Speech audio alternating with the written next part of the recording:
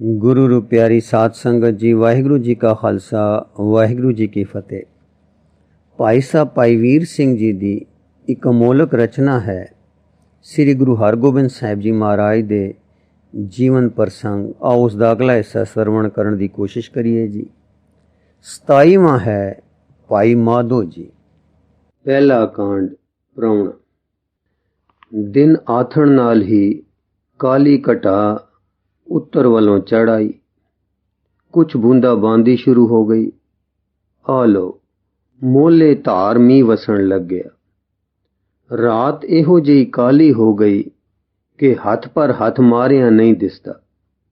हाँ, कदी कदी बिजली चमकदी है तां कुछ नजरी आउंदा है।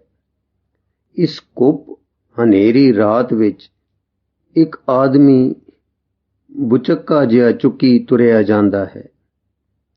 ਇਹ ਪੁਰਸ਼ ਪਾਣੀ ਝਾਗਦਾ ਮੀਂਹ ਵਸਾਉਂਦਾ ਇੱਕ ਛੋਟੀ ਜਿਹੀ ਗਲੀ ਵਿੱਚ ਜਾ ਵੜਿਆ। ਥੋੜੀ ਦੂਰ ਜਾ ਕੇ ਖੜੋ ਗਿਆ। ਬਿਜਲੀ ਦੀ ਚਮਕ ਨਾਲ ਇੱਕ ਦਰਵਾਜ਼ੇ ਨੂੰ ਵੇਖਿਆ ਔਰ ਅੱਗੇ ਤੁਰ ਪਿਆ। ਇੱਕ ਦੋ ਘਰ ਲੰਘ ਕੇ ਇੱਕ ਘਰ ਅੱਗੇ ਫਿਰ ਖੜੋਤਾ। ਬਿਜਲੀ ਦੇ ਚਾਨਣੇ ਨਾਲ ਦਰਵਾਜ਼ੇ ਨੂੰ ਦੇਖਿਆ ਔਰ ਬੇਵਸੇ ਹੀ ਹੌਲੀ ਜਿਹੀ ਮੂੰਹੋਂ ਨਿਕਲ ਗਿਆ, ਇਹੋ ਹੀ ਹੈ। ਥੋੜਾ ਚਿਰ ਠਹਿਰਿਆ, ਫਿਰ ਦਰਵਾਜ਼ਾ ਖੜਕਾਇਆ ਔਰ ਬੋਲਿਆ, ਭਾਈ ਮਾਧੋ ਜੀ ਬੂਹਾ ਖੋਲੋ। ਇੱਕ ਸਿੱਖ ਵਿਦੇਸ਼ੀ। ਅਜੇ ਸਾਰੀ ਗੱਲ ਮੁੱਕੀ ਨਹੀਂ ਸੀ ਕਿ ਦਰਵਾਜ਼ਾ ਖੁੱਲਿਆ ਔਰ किसी ਪੁਰਸ਼ ਨੇ ਬਾਹਰ ਖੜੇ ਭਿੱਜਦੇ ਸਿੱਖ ਦੇ ਚਰਨ ਆ ਫੜੇ ਔਰ ਬੜੇ ਸਤਕਾਰ ਨਾਲ ਅੰਦਰ ਲੈ ਗਿਆ। ਦੂਜਾ ਕਾਂਡ ਪ੍ਰਾਹੁਣਾਚਾਰੀ। ਧੰਨ ਭਾਗ ਧੰਨ ਭਾਗ ਧੰਨ ਗੁਰੂ ਜੀ ਹਨ ਜਿਨ੍ਹਾਂ ਨੇ ਕਿਰਪਾ ਕਰਕੇ ਆਪਣੇ ਸਿੱਖ ਦੇ ਪਵਿੱਤਰ ਚਰਨ ਇਸ ਘਰ ਵਿਖੇ ਪੁਆਏ ਔਰ ਇਸ ਗ੍ਰਹਿ ਨੂੰ ਪਵਿੱਤਰ ਕੀਤਾ। ਧੰਨ ਦੀਨਾਨਾਥ ਜੀ ਹਨ ਜਿਨ੍ਹਾਂ ਨੇ ਅਸਾਂ ਪਾਪੀਆਂ ਨੂੰ ਇੱਕ ਸਿੱਖ ਦਾ ਦਰਸ਼ਨ ਬਖਸ਼ਿਆ। ਇਹ ਵਾਕ ਆਖ ਕੇ ਭਾਈ ਮਾਧੋ ਨੇ ਬੁਚੱਕਾ ਸਿੱਖ ਦੇ ਹੱਥੋਂ ਲੈ ਲਿਆ ਔਰ ਉੱਚੀ ਜੀ ਕਿਹਾ, ਪ੍ਰਿਆ ਜੀ। ਅੱਗੋਂ ਆਵਾਜ਼ ਆਈ, ਜੀ ਸੁਆਮੀ ਜੀ। ਔਰ ਨਾਲ ਹੀ ਇੱਕ ਸੁੰਦਰ ਜਵਾਨ ਇਸਤਰੀ ਸਾਹਮਣੇ ਆ ਖੜੋਤੀ। ਸਤਿਗੁਰ ਦਾ ਸਿੱਖ ਦੇਖ ਕੇ ਦੋਹਾਂ ਜਣਿਆਂ ਗਲ ਵਿੱਚ ਪੱਲਾ ਪਾ ਕੇ ਦੋਵੇਂ ਹੱਥ ਜੋੜ ਬੜੀ ਨਿਮਰਤਾ ਤੇ ਸ਼ਰਮ ਨਾਲ ਨਵੇਂ ਆਏ ਪ੍ਰਾਹੁਣੇ ਦੇ ਚਰਨਾਂ ਤੇ ਮੱਥਾ ਟੇਕਿਆ। ਜਾਂ ਸਿਰ ਚੱਕਿਆ ਤਾਂ ਭਾਈ ਮਾਧੋ ਨੇ ਕਿਹਾ, ਪ੍ਰਿਆ ਜੀ, ਪਹਿਲੋਂ ਸੁੱਕੇ ਕੱਪੜੇ ਦਿਓ, ਫਿਰ ਅੰਗੀਠੀ ਪਖਾਓ, ਜਲ ਗਰਮ ਕਰੋ, ਭਾਈ ਜੀ ਦੇ ਚਰਨ ਧੁਆਈਏ, ਫਿਰ ਪ੍ਰਸ਼ਾਦ ਤਿਆਰ ਕਰਕੇ ਲੈ ਆਓ। ਇਸਤਰੀ, ਸਤਬਚਨ ਮਹਾਰਾਜ ਜੀ ਕਹਿ ਕੇ ਅੰਦਰ ਚਲੀ ਗਈ। ਭਾਈ ਮਾਧੋ ਪ੍ਰਾਹੁਣੇ ਵੱਲ ਤੱਕ ਕੇ ਇੱਕ ਲੋਈ ਦੇ ਕੇ, ਭਾਈ ਜੀ ਆਪ ਗਿੱਲੇ ਕੱਪੜੇ ਲਾ ਦਿਓ, ਜੋ ਮੈਂ ਨਪੀੜ ਕੇ ਖਿਲਾਰ ਦਿਆਂ। ਹੋਰ ਬਸਤਰ ਆਉਂਦੇ ਹਨ, ਉਹ ਸਜਾ ਲੈਣੇ। ਪ੍ਰਾਹੁਣੇ ਨੇ ਸਤਬਚਨ ਕਿਹਾ ਔਰ ਕੱਪੜੇ ਲਾਉਣ ਲੱਗਾ। ਭਾਈ ਮਾਧੋ ਆਪ ਲੁਹਾਂਦਾ ਹੈ ਔਰ ਨਪੀੜ ਨਪੀੜ ਕੇ ਕਿਲਿਆਂ ਪਰ ਟੰਗੀ ਜਾਂਦਾ ਹੈ। ਸੁੱਕੇ ਬਸਤਰ ਵੀ ਆ ਗਏ ਹਨ। ਦੇਖੋ ਕਿਸ ਪ੍ਰੇਮ ਨਾਲ ਸੁੱਕੇ ਕੱਪੜੇ ਪਵਾਉਂਦਾ ਹੈ। ਹੁਣ ਗਰਮ ਜਲ ਵੀ ਆ ਗਿਆ ਹੈ। ਪ੍ਰੇਮ ਨਾਲ ਦੰਪਤੀ ਪ੍ਰਾਹੁਣੇ ਦੇ ਚਰਨ ਧੁਆ ਰਹੇ ਹਨ। ਕੀ ਇਹ ਪ੍ਰੇਮ ਪੁੰਜ ਦੰਪਤੀ ਇਸ ਪੁਰਸ਼ ਦੇ ਜਾਣੂ ਹਨ ਜੋ ਇਸ ਖਾਤਰ ਨਾਲ ਪੇਸ਼ ਆ ਰਹੇ ਹਨ? ਨਹੀਂ, ਇਹ ਪ੍ਰੇਮੀ ਜੋੜਾ ਇਸ ਨਏ ਆਏ ਸਿੱਖ ਤੋਂ ਮੂਲੋਂ ਅਣਜਾਣ ਹੈ। ਅੱਗੇ ਕਦੀ ਸ਼ਕਲ ਤੱਕ ਨਹੀਂ ਦੇਖੀ। ਨਾਮ ਘਰ ਘਾਟ ਤੋਂ ਬਿਲਕੁਲ ਨਾ ਵਾਕਫ ਹਨ। ਪਿਆਰੇ ਗੁਰੂ ਦਾ ਪਿਆਰਾ ਸਿੱਖ ਜਾਣ ਕੇ ਆਪਣੇ ਪਿਆਰੇ ਦੇ ਚਰਨਾਂ ਦਾ ਵਿਸ਼ਵਾਸੀ ਸਮਝ ਕੇ ਸਿੱਖੀ ਦੀ ਸੇਵਾ, ਗੁਰੂ ਦੀ ਸੇਵਾ ਜਾਣ ਕੇ ਇਹ ਪ੍ਰੇਮ ਦੰਪਤੀ ਇਸ ਹਿਤ ਚਿਤ ਨਾਲ ਆਗਤ ਭਾਗਤ ਔਰ ਸੇਵਾ ਕਰ ਰਹੇ ਹਨ। ਉਹ ਕੈਸਾ ਸੁਭਾਗਾ ਸਮਾਂ ਸੀ ਜਦੋਂ ਬਿਨਾਂ ਵਾਕਫੀ ਸਿੱਖ ਦੀ ਇਤਨੀ ਸੇਵਾ ਕਰਦਾ ਸੀ। ਜਦੋਂ ਸਿੱਖ ਨਾਲ ਸੱਕੇ ਭਰਾਵਾਂ ਤੋਂ ਵੱਧ ਕੇ ਪਿਆਰ ਕਰਦਾ ਸੀ। ਜਦੋਂ ਸਿੱਖ ਦੇ ਸੁੱਖ ਨੂੰ ਦੇਖ ਕੇ ਸੁਖੀ ਔਰ ਦੁੱਖ ਨੂੰ ਦੇਖ ਕੇ ਦੁਖੀ ਹੁੰਦਾ ਸੀ। ਜਦੋਂ ਸਿੱਖ ਦੀ ਤਨੋਂ ਮਨੋਂ ਮਦਦ ਕਰਦਾ ਸੀ। ਕੀ ਉਹ ਵੇਲਾ ਗੁਜ਼ਰ ਗਿਆ? ਕੀ ਉਹ ਸਿੱਖ ਹੁਣ ਸਿੱਖ ਨਹੀਂ ਰਹੇ? ਠੀਕ ਉਹ ਸਮਾਂ ਇੱਕ ਗੁਜ਼ਰੀ ਹੋਈ ਗੱਲ ਹੋ ਗਿਆ ਹੈ। ਉਹ ਪਿਆਰ, ਉਹ ਮੈਤਰੀ, ਉਹ ਸਹੋਦਰਤਾ, ਉਹ ਜਥੇਬੰਦੀ, ਉਹ ਪ੍ਰੇਮ ਉਡੰਤ ਹੋ ਗਿਆ ਹੈ। ਹੁਣ ਉਹਨਾਂ ਦੀ ਜਗ੍ਹਾ ਵੈਰ, ਵਿਰੋਧ, ਈਰਖਾ, ਬਖੀਲੀ ਤੇ ਫੁੱਟ ਨੇ ਆ ਮਲੀ ਹੈ। ਪਿਆਰੇ ਪਾਠਕ, ਕਿੱਥੇ ਉਹ ਦੈਵੀ ਦਿਨ ਤੇ ਕਿੱਥੇ ਇਹ ਅਪਾਗ ਸਮਾਂ? ਸੱਚਮੁੱਚ ਉਹ ਦਿਨ ਲੰਘ ਗਏ ਹਨ। ਹੁਣ ਵੀ ਉਹ ਜਿਹੇ ਕਈ ਮੌਜੂਦ ਹਨ, ਪਰ ਹੈਨ ਵਿਰਲੇ ਨਾ ਹੀ ਕਣੇ। ਉਹ ਜਿਹੇ ਸਿੱਖ ਘੱਟ ਨਜ਼ਰ ਆਉਂਦੇ ਹਨ। ਗੱਲ ਕੀ, ਮੂੰਹ ਹੱਥ ਧੁਆ ਦਿੱਤਾ ਤੇ ਆਸਣ ਵਿਛਾ ਦਿੱਤਾ। ਪ੍ਰਾਹੁਣੇ ਨੇ ਚੁਸਤ ਆਸਣ ਜਮਾ ਕੇ ਦਿਲ ਹੀ ਦਿਲ ਵਿੱਚ ਪਾਠ ਕੀਤਾ। ਇਨੇ ਨੂੰ ਪ੍ਰਸ਼ਾਦ ਤਿਆਰ ਹੋ ਗਿਆ। ਦੰਪਤੀ ਨੇ ਬੜੇ ਪ੍ਰੇਮ ਸਹਿਤ ਪ੍ਰਸ਼ਾਦ ਛਕਾਇਆ। ਪੈਂਡੇ ਦਾ ਥੱਕਾ ਹੋਇਆ ਜਾਣ ਕੇ ਚੁਬਾਰੇ ਪਰ ਬਿਸਤਰਾ ਕਰਾ ਦਿੱਤਾ। ਪਾਣੀ ਦਾ ਗੜਵਾ ਦਾਤਨ ਪਾਸ ਰੱਖ ਕੇ ਆਪ ਹੇਠਾਂ ਆ ਗਏ ਤੇ ਕੀਰਤਨ ਸੋਹਲੇ ਦਾ ਪਾਠ ਕਰਕੇ ਸੌਂ ਗਏ। ਤੀਜਾ ਕਾਂਡ, ਚੋਰ। ਬਿਜਲੀ, ਅੱਗ, ਸੱਪ, ਸ਼ੇਰ ਆਦਿਕ ਚੀਜ਼ਾਂ ਨਿਰਸੰਦੇਹ ਭਿਆਨਕ ਹਨ, ਪਰੰਤੂ ਸਭ ਤੋਂ ਜ਼ਿਆਦਾ ਭਿਆਨਕ ਉਹ ਦਿਲ ਹੈ ਜਿਸ ਵਿੱਚ ਅਪਸਵਾਰਥ ਹੈ। ਅਪਸਵਾਰਥੀ ਪੁਰਸ਼ ਉਹ ਕੰਮ ਕਰ ਗੁਜ਼ਰਦਾ ਹੈ ਜਿਸ ਨੂੰ ਪੜ੍ਹਨ ਸੁਣਨ ਕਰਕੇ ਲੂੰ ਕੰਡੇ ਹੋ ਜਾਂਦੇ ਹਨ। ਅਪਸਵਾਰਥੀ ਤੋਂ ਧਰਮ ਕੋਹਾਂ ਦੂਰ ਰਹਿੰਦਾ ਹੈ। ਅਪਸਵਾਰਥੀ ਭਾਵੇਂ ਧਰਮਾਤਮਾ ਦਾ ਰੂਪ ਬਣਾ ਲੈਂਦਾ ਹੈ, ਪਰੰਤੂ ਉਸ ਦਾ ਉਹ ਰੂਪ ਬਗਲੇਵਤ ਆਪਣੇ ਮਤਲਬ ਲਈ ਹੁੰਦਾ ਹੈ। ਇਹੋ ਹਾਲ ਸਾਡੇ ਇਸ ਨਏ ਪ੍ਰਾਹੁਣੇ ਦਾ ਹੈ। ਇਹ ਅਸਲ ਵਿੱਚ ਸਿੱਖ ਨਹੀਂ, ਇਹ ਤਾਂ ਬੜਾ ਭਾਰੀ ਚੋਰ ਹੈ, ਠੱਗ ਹੈ। ਇਸ ਦੀ ਅੱਖ ਚਿਰਾਂ ਤੋਂ ਭਾਈ ਮਾਧੋ ਦੇ ਧਨ ਪਰ ਹੈ। ਅੱਗੇ ਵੀ ਇਹ ਕਈ ਵਾਰ ਕਰ ਚੁੱਕਾ ਹੈ, ਪਰ ਕੁਝ ਪੇਸ਼ ਨਹੀਂ ਗਈ। ਹੁਣ ਸਿੱਖ ਦਾ ਰੂਪ ਬਣਾ ਕੇ ਪਾਪੀ ਮਨ ਦੀ ਵਾਸ਼ਨਾ ਨੂੰ ਪੂਰਾ ਕਰਨ ਲਈ, ਅਰਥਾਤ ਭਾਈ ਸਾਹਿਬ ਦੇ ਉਸ ਧਨ ਨੂੰ ਜੋ ਪਰਉਪਕਾਰ ਤੇ ਧਰਮ ਕਾਰਜਾਂ ਪਰ ਖਰਚ ਹੁੰਦਾ ਹੈ, ਲੁੱਟਣ ਆਇਆ ਹੈ। ਭਾਵੇਂ ਦਿਖਾਵੇ ਲਈ ਸੌਂ ਗਿਆ ਹੈ, ਪਰ ਇਹੋ ਜਿਹੇ ਪਾਪੀਆਂ ਨੂੰ ਨੀਂਦ ਕਿੱਥੇ? ਸਿੱਖੀ ਪੁੰਜ ਪ੍ਰੇਮ ਮੂਰਤ ਦੰਪਤੀ ਦੇ ਹੇਠਾਂ ਜਾਂਦਿਆਂ ਹੀ ਉੱਠਿਆ, ਮੂੰਹ ਪਰ ਹੱਥ ਫੇਰਿਆ ਔਰ ਬੋਲਿਆ, ਵਾਹ ਬਈ ਸ਼ੇਰ ਮਰਦ, ਤੂੰ ਵੀ ਬੜਾ ਬਹਾਦਰ ਤੇ ਚਤੁਰ ਹੈ। ਉਂਝ ਤਾਂ ਇੱਥੋਂ ਤੱਕ ਪਹੁੰਚ ਨਹੀਂ ਸੀ, ਪਰ ਅੱਜ ਤਾਂ ਖੂਬ ਦਾਵ ਲੱਗਾ। ਇਹ ਸਭ ਮਾਲ ਦੌਲਤ ਮੇਰਾ ਹੈ। ਇਹਨਾਂ ਦੇ ਭਾਣੇ ਤਾਂ ਮੈਂ ਪ੍ਰਾਹੁਣਾ ਹਾਂ, ਪਰ ਹੁਣ ਤਾਂ ਇਹੋ ਹੀ ਕੋਈ ਦਮ ਦੇ ਪ੍ਰਾਹੁਣੇ ਹਨ। ਹੁਣ ਇਹਨਾਂ ਨੂੰ ਪਾਰ ਬੁਲਾਉਂਦਾ ਹਾਂ ਔਰ ਸਭ ਕੁਝ ਸਾਂਭ ਕੇ ਪੱਤਰ ਹੁੰਦਾ ਹਾਂ। ਪਰ ਇਹ ਤਾਂ ਬੜਾ ਪਾਪ ਹੈ। ਇਹਨਾਂ ਮੇਰੀ ਇੰਨੀ ਟਹਿਲ ਕੀਤੀ ਹੈ, ਨਾ ਜਾਣ ਨਾ ਪਛਾਣ, ਫਿਰ ਇਹੋ ਜਿਹੀ ਸੇਵਾ। ਇਹਨਾਂ ਨਾਲ ਧਰੋਹ ਕਰਨਾ, ਇਹਨਾਂ ਨੂੰ ਮਾਰਨਾ ਗੁਨਾਹ ਹੈ। ਮੱਥੇ ਤੇ ਵੱਟ ਪਾ ਕੇ ਔਰ ਕੁਝ ਕੜਕ ਕੇ, ਗੁਨਾਹ ਹੈ? ਗੁਨਾਹ ਹੈ? ਜੇ ਇਹੋ ਜਿਹੇ ਮਸਲੇ ਘੜਨੇ ਸਹੀ ਤਾਂ ਆਇਆ ਕਿਉਂ ਸੇ? ਇਹ ਲੋਕ ਤਾਂ ਹੈ ਨਹੀਂ ਇਹੋ ਜਿਹੇ। ਜਾਣ ਪਛਾਣ ਹੋਵੇ ਭਾਵੇਂ ਨਾ ਹੋਵੇ, ਜੋ ਗੁਰੂ ਦਾ ਨਾਮ ਲੈ ਕੇ ਇਹਨਾਂ ਦੇ ਪਾਸ ਆਵੇ, ਉਹੀ ਇਹਨਾਂ ਦਾ ਦੋਸਤ, ਉਹੀ ਇਹਨਾਂ ਦਾ ਇਤਬਾਰੀ। ਓਏ ਮੇਰਿਆ ਮਨਾ, ਤੂੰ ਕਿਹੜੀ ਸੋਚੀ ਪੈ ਗਿਆ ਹੈ? ਇਹਨਾਂ ਗੱਲਾਂ ਨੂੰ ਛੱਡ ਤੇ ਆਪਣੇ ਕੰਮ ਲੱਗ। ਆਪਣਾ ਕੰਮ ਕਰ ਤੇ ਇਹੋ ਜਿਹੀ ਪੜਦੇ ਢੱਕ ਰਾਤ ਦੇ ਪੜਦੇ ਵਿੱਚ ਟਿਕਾਣੇ ਪਹੁੰਚ। ਇਹ ਕਹਿ ਬੁਚੱਕਾ ਖੋਲਿਆ, ਇੱਕ ਦੋ ਹਥਿਆਰ ਕੱਢੇ ਜੋ ਸ਼ਾਇਦ ਇਸੀ ਵੇਲੇ ਲਈ ਲਿਆਇਆ ਸੀ।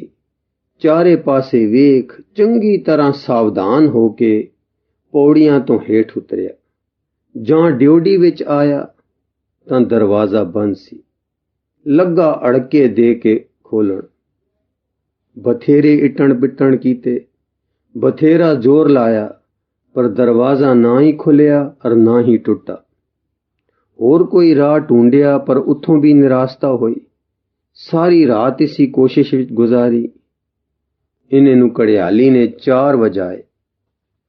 सवा पै रात रहिंदी उठण दे नेमी गुरबाणी दे प्रेमी दंपति होरी नाम जपण नूं उठे। दरवाज़ा खोलिया।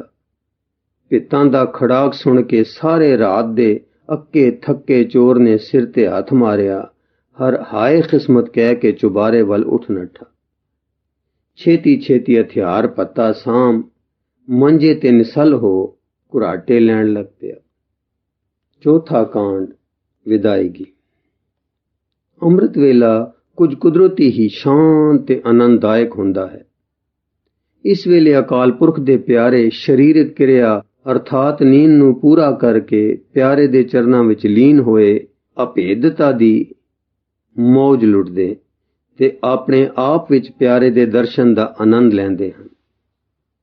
ये वेला ऐसा शांतमई हुंदा है कि पापी ते कठोर हिरदे भी इस दे शांतमई असर हेठ आ जांदे हन और कुछ चिर लई पापी चित्त दी वासना शांत हो जांदी है। ਉਹ ਚੋਰ, ਉਹ ਧਾੜਵੀ ਜੋ ਸਾਰੀ ਰਾਤ ਕਿਸੇ ਬੇਗੁਨਾਹ ਨੂੰ ਦੁਖਾਉਣ ਤੇ ਲੁੱਟਣ ਮਾਰਨ ਲਈ ਫਿਰਿਆ ਸੀ, ਆਪਣੀ ਸਾਥਣ ਸੂਰਜ ਤੋਂ ਡਰਦੀ ਪੱਛਮ ਦਿਸ਼ਾ ਨੂੰ ਭੱਜ ਜਾਂਦੀ ਰਾਤ ਨੂੰ ਦੇਖ ਕੇ ਖੋਟੇ ਕੰਮਾਂ ਤੋਂ ਹੱਥ ਖਿੱਚ ਕੇ ਆਪਣੇ ਟਿਕਾਣੇ ਨੂੰ ਮੁੜਦਾ ਹੈ ਤੇ ਆ ਕੇ ਮੁਰਦੇ ਵਾਂਗੂ ਹੋ ਜਾਂਦਾ ਹੈ।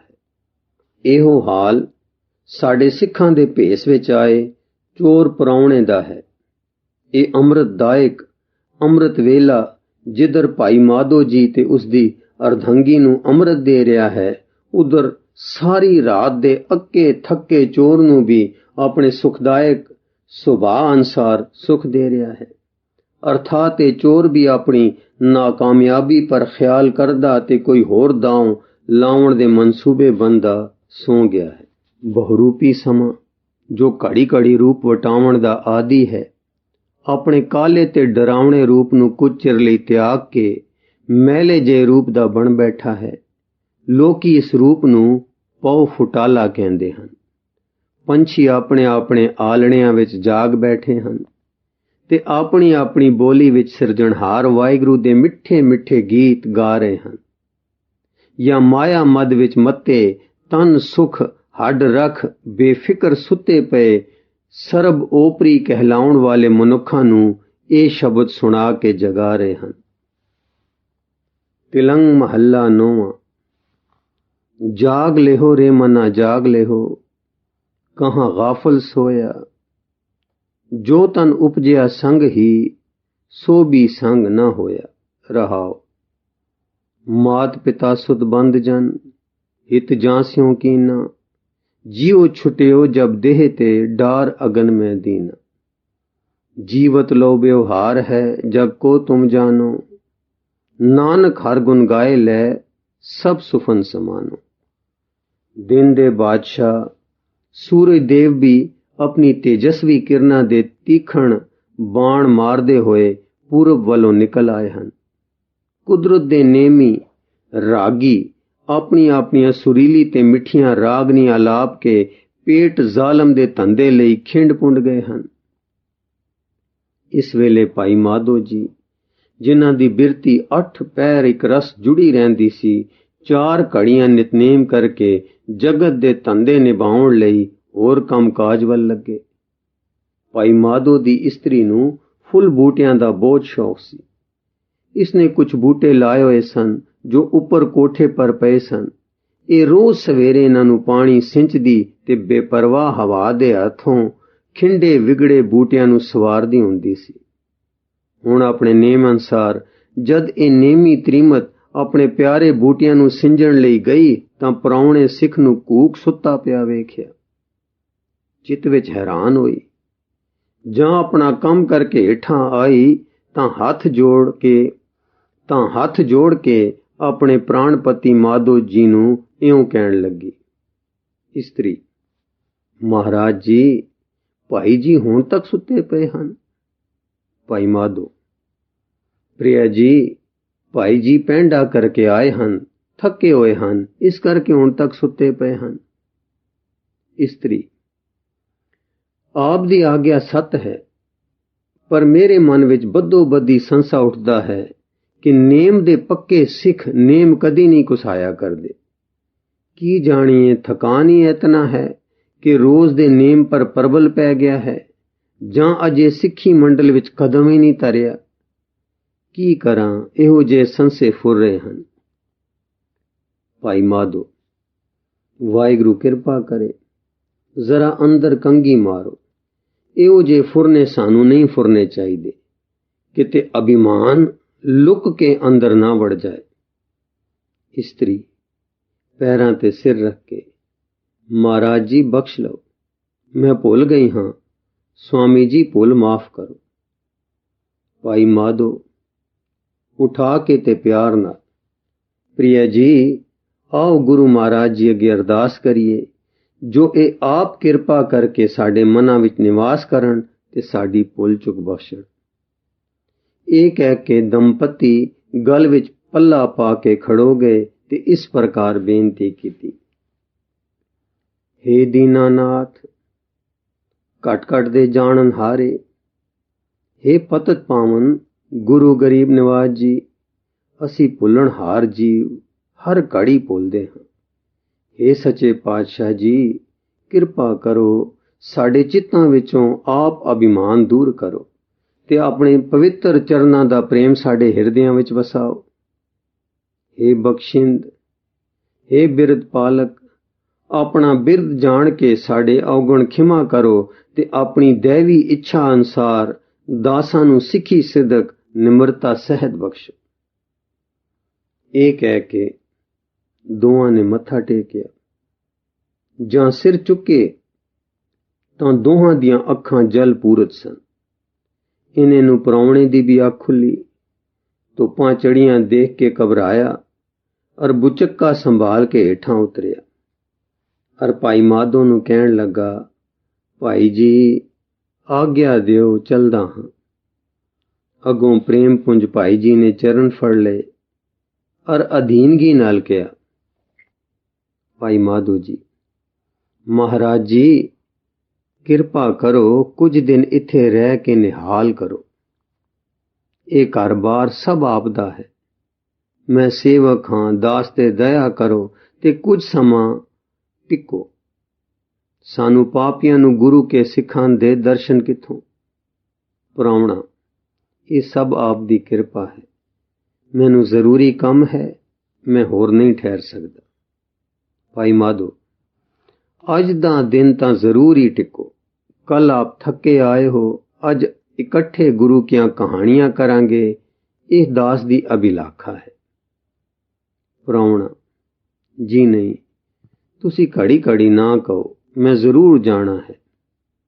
भाई माधो, सत बचन, जे आपने जरूर जाना है तां सुख नाल, पर एक बेनती तां जरूर मनो, प्रसाद छक के जाना मैं तैयार कर देंदा हां।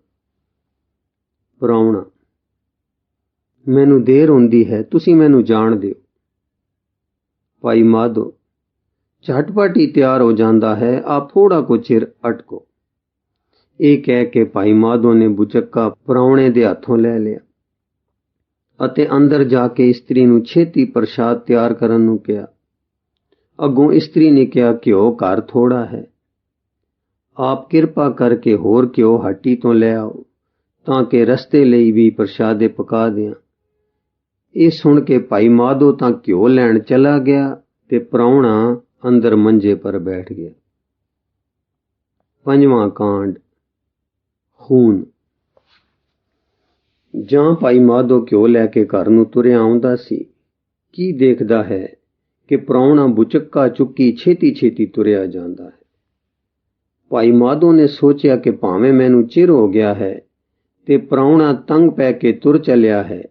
भज के प्राहुणे दे चरनी जा टैठा ते हाथ जोड़ के कहा, भाई माधो, सज्जन जी खिमा करो, मैं पापी तो ये भुल हो गई।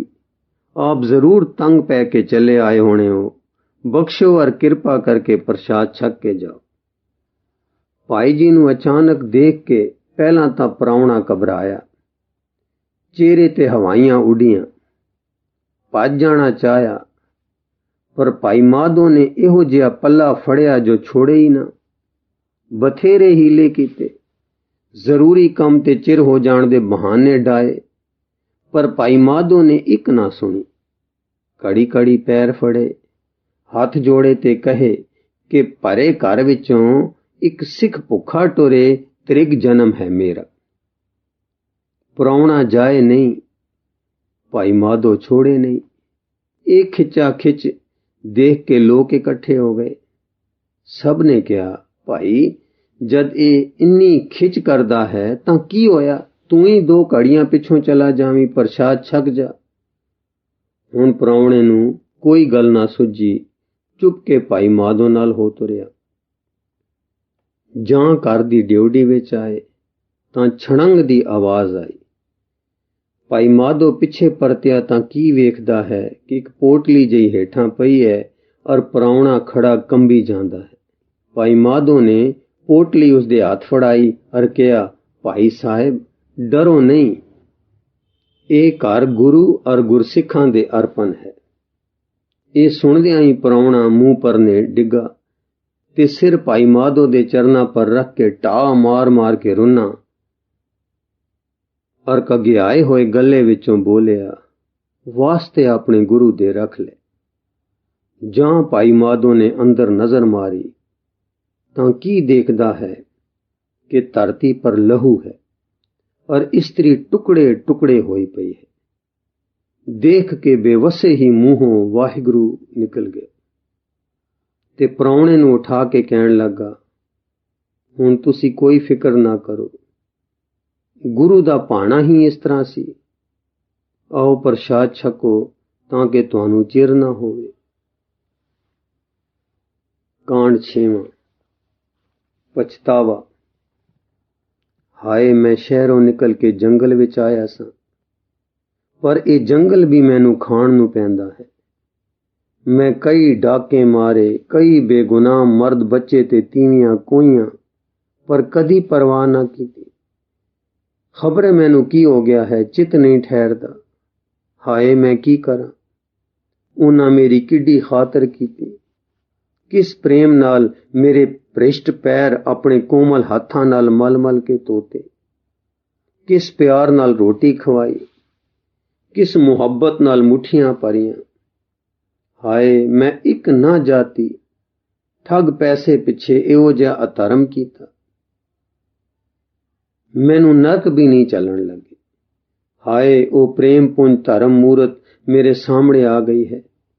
ਮੈਨੂੰ ਵੀਰ ਜੀ, ਭਰਾ ਜੀ ਕਹਿ ਰਹੀ ਹੈ। ਗਹਿਣੇ ਹੋਰ ਵੀ ਅੰਦਰ ਹਨ, ਉਹ ਵੀ ਲੈ ਜਾਓ, ਮੈਥੋਂ ਖੋਹੋ ਨਾ, ਮੈਂ ਆਪ ਲਾ ਦਿੰਦੀ ਹਾਂ। ਗਹਿਣੇ ਕੀ, ਗੁਰਸਿੱਖਾਂ ਤੋਂ ਜਾਨ ਵੀ ਵਾਰਨੇ ਹੈ। ਇਹ ਅੱਖਰ ਮੇਰੇ ਕੰਨਾਂ ਵਿੱਚ ਗੂੰਜ ਰਹੇ ਹਨ। ਇੱਕ ਨਿਰਅਪਰਾਧ ਦਾ ਖੂਨ ਕਿਉਂ ਸਿਰ ਲੈਂਦੇ ਹੋ। ਮੈਂ ਕਿਸੇ ਨੂੰ ਨਹੀਂ ਕਹਿਣ ਲੱਗੀ, ਪਤੀ ਜੀ ਵੀ ਕਿਤੇ ਗੱਲ ਨਹੀਂ ਕਰਨ ਲੱਗੇ। ਹਾਏ, ਮੈਂ ਗਿਆ। ਜਿਹੜਾ ਟੋਕਾ ਸੁਸ਼ੀਲ ਨੂੰ ਮਾਰਿਆ ਸੀ, ਉਹ ਹੁਣ ਮੇਰੇ ਵੱਜ ਰਿਹਾ ਹੈ। ਹਾਏ ਬੋੜੀਓ ਏ ਰੱਬਾ, ਮੈਂ ਮਰ ਗਿਆ, ਨਾ ਮਾਰੋ, ਨਾ ਮਾਰੋ, ਨਾ ਨਾ। ਇਹ ਕਹਿੰਦਾ ਹੀ ਚੁਫਾਲ ਜ਼ਮੀਨ ਤੇ ਡਿੱਗਾ ਤੇ ਹੱਥ ਪੈਰ ਮਾਰ ਰਿਹਾ ਸੀ ਕਿ ਰੁੱਖਾਂ ਦੇ ਝੁੰਡ ਵਿੱਚੋਂ ਇੱਕ ਚਿੱਟੇ ਦਾੜੇ ਵਾਲੇ ਪੁਰਸ਼ ਨੇ ਨਿਕਲ ਕੇ ਸਿਰ ਆ ਚੁੱਕਿਆ। ਪਾਣੀ ਮੂੰਹ ਵਿੱਚ ਹੋਇਆ, ਮੂੰਹ ਤੇ ਛੱਟੇ ਮਾਰੇ, ਹੱਥ ਪੈਰ ਨਵੇਂ ਤੇ ਹੋਸ਼ ਵਿੱਚ ਲੈ ਆਂਦਾ। ਜਦ ਅੱਖ ਖੁੱਲੀ ਤਾਂ ਇੱਕ ਦੈਵੀ ਮੂਰਤ ਨੂੰ ਸਿਰਹਾਣੇ ਵੇਖ ਕੇ ਬੋਲਿਆ, ਹੇ ਦੇਵਤੇ, ਮੈਂ ਪਾਪੀ ਦੀ ਕੁਸ਼ਟ ਦੇਹ ਤੋਂ ਪਰੇ ਹੋ ਜਾ। ਮੈਂ ਇਸ ਯੋਗ ਨਹੀਂ ਕਿ ਇੱਕ ਦੇਵਤੇ ਦੇ ਹੱਥ ਮੈਨੂੰ ਲੱਗਣ, ਮੈਨੂੰ ਮਰ ਜਾਣ ਦਿਓ। ਬਿਰਧ ਪੁਰਸ਼। ਆਤਮਘਾਤ ਘੋਰ ਪਾਪ ਹੈ। ਦੱਸ ਤੈਨੂੰ ਕੀ ਦੁੱਖ ਹੈ ਤੇ ਤੂੰ ਕਿਉਂ ਮਰਦਾ ਹੈ। ਮੈਂ ਇੱਕ ਚੋਰ ਹਾਂ। ਕਈ ਧੜੇ ਮਾਰੇ, ਕਈ ਗੁਨਾਹ ਕੀਤੇ, ਕਈ ਨਿਰਅਪਰਾਧ ਵਿਧਵਾ ਕੀਤੀਆਂ, ਕਈ ਮਾਸੂਮ ਬੱਚੇ ਮਹਿਟਰ ਕੀਤੇ, ਪਰ ਕਦੀ ਦਿਲ ਨਾ ਪਸੀਜੇ। ਭਾਈ ਮਾਧੋ ਨਾਮੇ ਇੱਕ ਧਨਾੜ ਸਿੱਖ ਹੈ। ਉਸ ਦੇ ਧਨ ਪਰ ਮੇਰੀ ਚਿਰਾਂ ਤੋਂ ਅੱਖ ਸੀ। ਬਥੇਰੇ ਦਾਅ ਲਾਏ ਪਰ ਕੋਈ ਪੇਸ਼ ਨਾ ਗਈ। ਥੋੜੇ ਦਿਨ ਹੋਏ ਹਨ ਕਿ ਉਸ ਦੇ ਘਰ ਮੈਂ ਸਿੱਖਾਂ ਦਾ ਸਾਂਗ ਬਣਾ ਕੇ ਗਿਆ ਸਾਂ। ਉਹਨਾਂ ਮੇਰੀ ਹੱਦੋਂ ਵੱਧ ਕੇ ਖਾਤਰ ਕੀਤੀ, पर मैं पापी अपराधी लूण हरामी ने उसकी इस्त्री दे गहने ला लए ते इस डर तो कि मते किधरे फड़ा देवे उस सुशीला नू भी टोके नाल टुकड़े कर दिते। ये सुन के बिरध पुरुष दियां अखां विचों टप टप हंजू किरण लग पे। उधर चोर भी ढाई मार के रोन लग पिया ते दुहत्थड़ सिर विच मार के फिर बेसुध हो गया। हुण बिरध जी त्रब के ते लगे फिर पानी चुआण ते छट्टे मारन, नाले छट्टे मारी जान नाले कई जान मेरे ना शुक्रा पुणे ने फिर इसनू बेहोश कर दिता है। जे इसी हालत विच चला गया तां इसदी आत्मा 84 दी गेड़े विच पई पटकेगी। ये सारा अपराध मेरे सिर होवेगा। मैं की कीता? एक सच्चे पश्चातापी नू गुरु दे चरनी ना लाया, अपने वहण विच उसनू होर दुखी कीता। इन्ने नू चोर ने फिर अख पट्टी। बिरध महात्मा ने शुक्र कीता ते बोले, बिरध जी, भावें तै घोर पाप कीता है, फिर भी इस तरह अजाई ना मर। चल मेरे बख्शणहार पास चल ते रो रो के अपने कसूर दी खिमा मांग। पिछले अवगुण बख्श लए, प्रभ आगे मार्ग पावे। जो शरण आवे तिस कंठ लावे, उन्हां नू शरण आए दी लाज है, तैनू बख्शणगे जरूर बख्शणगे। चोर, कि मैं बख्शिया जावांगा? हाय, तुसी सारे किहे दयावान हो। भाई माधो ने भी मैनू इउं ही बख्शिया सी। अपनी इस्त्री मोई होई वेखी, मैं उसदे हथ विच सां। जे चाहुंदा तां मैनू फांसी दवाउंदा, मरवा देंदा, पर की जाना तुहाडे विच किहड़ी वस्तु है। उसने उल्टा मैनू रोटी गहने ते रुपए पल्ले बनाए ते मैनू तोड़ दिता। बिरध जी, धन गुरु, धन गुरु, धन पाई माधो, धन सिक्खी, धन सिदक, तू सावधान हो। उठ, मेरे गुरु दी शरणी चल। जे चावन तां तैनू खिन विच बख्श लैणगे। उठ चल, उठ, ढिल ना कर। सियाल लंघ गया है ते पत चढ़नी हो चुकी है। हुण चेत दा महीना ते बहार दी बहार है। दरख्तां ने नवीआं कलियां कढ़ियां हन। जमीन घास नाल हरी हो रही है, मानो कुदरत दे वछावणे यानी फर्श ने सावी मखमल दा सुहावना फर्श कर दिता है। लोडा वेला है। इस वेले धर्म तनंतर मीरी पीरी दे मालक खष्टम श्री गुरु नानक देव जी अर्थात श्री गुरु हरगोबिंद साहब जी महाराज अपने कई सिदकवान सिखां नाल तारा मंडल विच चंद वांगू सुशोभत नीले घोड़े पर सवार हाथ विच चिट्टा बाज लई जा रहे हैं। इस वेले सामणियों दो पुरुष आए।